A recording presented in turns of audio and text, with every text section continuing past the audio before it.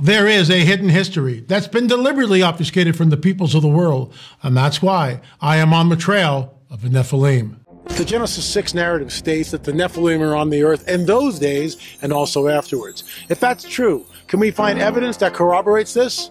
I'm L.A. Marzulli. Join me as we go on the trail of the Nephilim.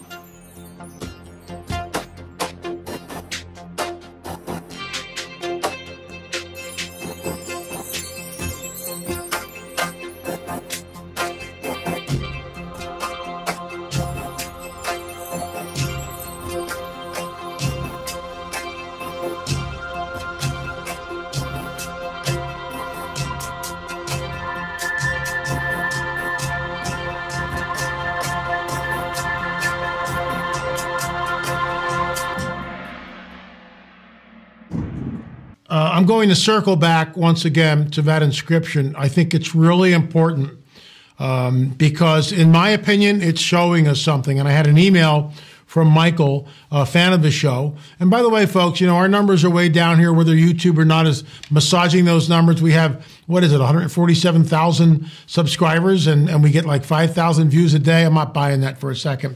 But I want to get back into this, and I'll be reading out of the Word Joshua 7 and Joshua 8 to give us a background.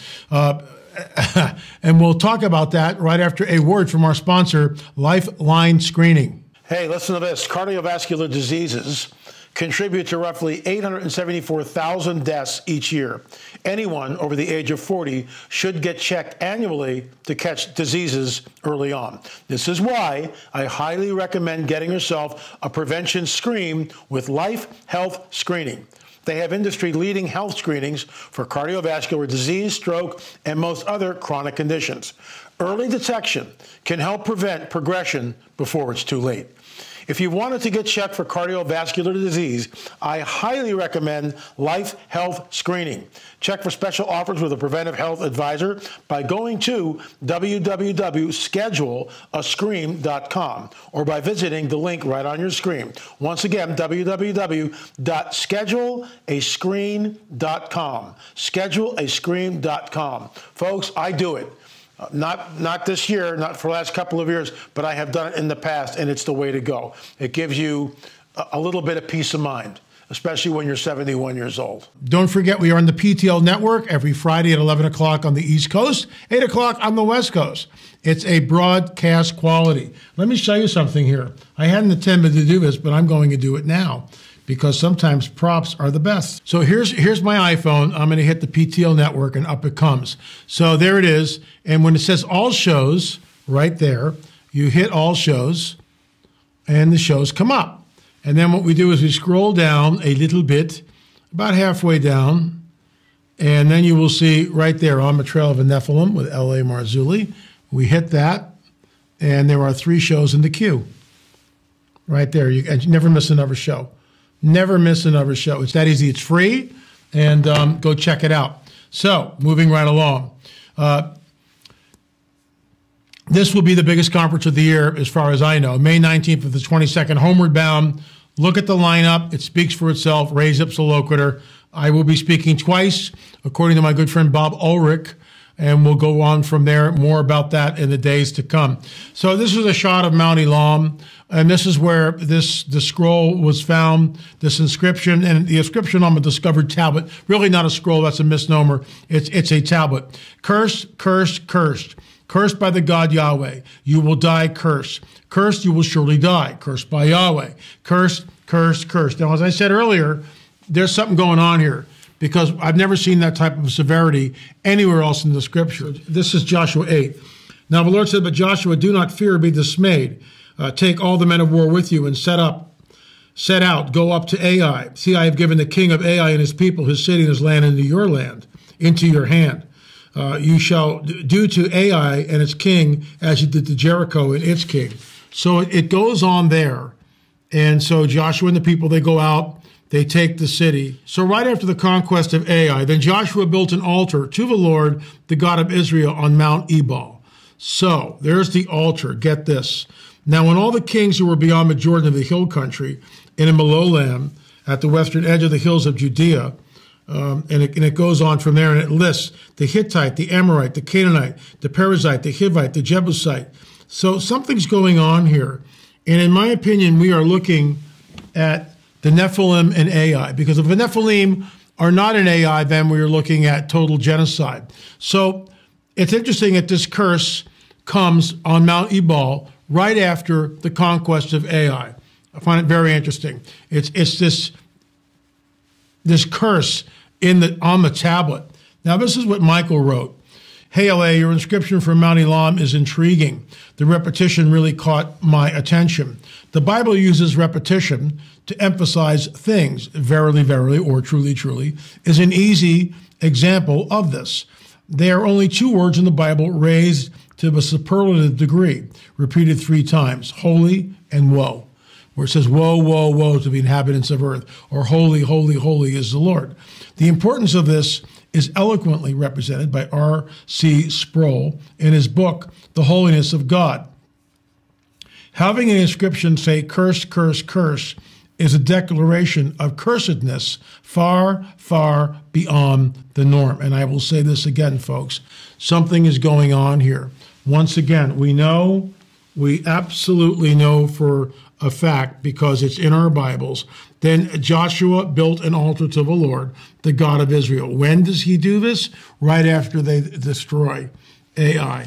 So is it a day after? Is it 3 days after? It seems, according to the text, that they go up, they destroy the citizens, what I believe really not citizens, but the Nephilim who are dwelling there, all the contaminated genes and the whole deal, the seed of the dragon at enmity at war with the seed of the serpent. And then the next thing Joshua does is he goes out and he builds an altar, constructs an altar, and basically this is where this tablet was discovered, right near Joshua or under. I'm trying to get the particulars of that, but the fact that it says this, and I'll read it again, cursed, cursed, cursed, cursed by the God Yahweh. And it's really significant that Yahweh is used there, because now we know that the Israelis were writing, that the children of Israel were writing 3,500 years ago, right during the conquest of Canaan. It's absolutely astounding. You will die cursed.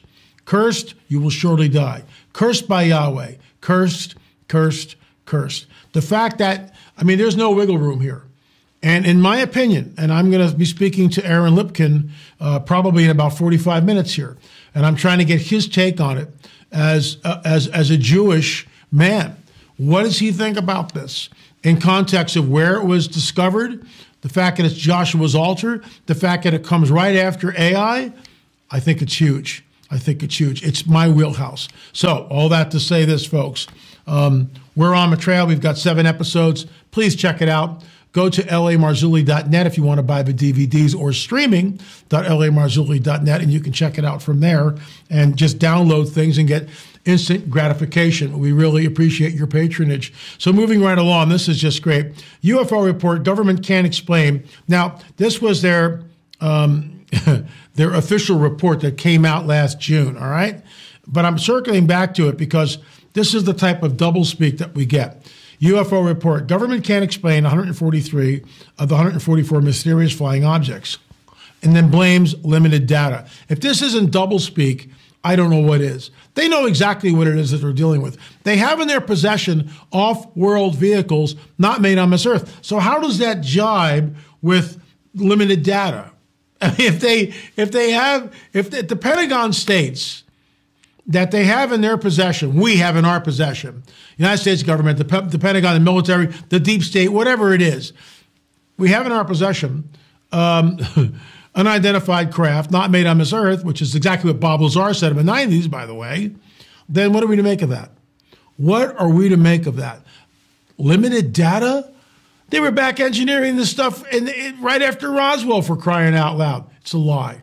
Moving right along, this is all from the anticipated UFO report. So it could be debris, atmospheric conditions. It could be a secret U.S. equipment. It could be foreign technology. So this is what some of the people, the talking head on NBC is trying to say, well, it could be this, it could be that. They know exactly what it is, folks. And there she is. 143 UFO sightings remain unexplained. Folks, this is The Coming Great Deception. We do have a free film. Most of you have watched it. If you have not watched it yet, please go there. Open up a text box right below and check it out for yourself. This is The Coming Great Deception and the Luciferian Endgame. When they finally show up and Mile Wide Craft just sits there, just parks itself there, everything changes. Everything changes. You think COVID changed the world? Wait till this happens. Anyway, folks, there's the film. There's the book. Go to streaming.lamarzulli.net. You can download it there or right here on the YouTube channel. Watch it. Watch it. It's that important. I am feverishly working on part 2. As I promised, end of April, it should come out. Thanks so much for watching. On the Trail of the Nephilim, and of course, our daily UFO report. If you've got a sighting, if you've got film, if you've got anything like that, an encounter, please shoot me an email, la@lamarzulli.net, la@lamarzulli.net. Thanks so much for watching. We really appreciate your patronage here, coming to YouTube. Some of you come here every single day. I just want to give you a big thank you for doing that. We really appreciate you. Anyway, folks, we'll see you on the air or in the air. Thanks so much for watching.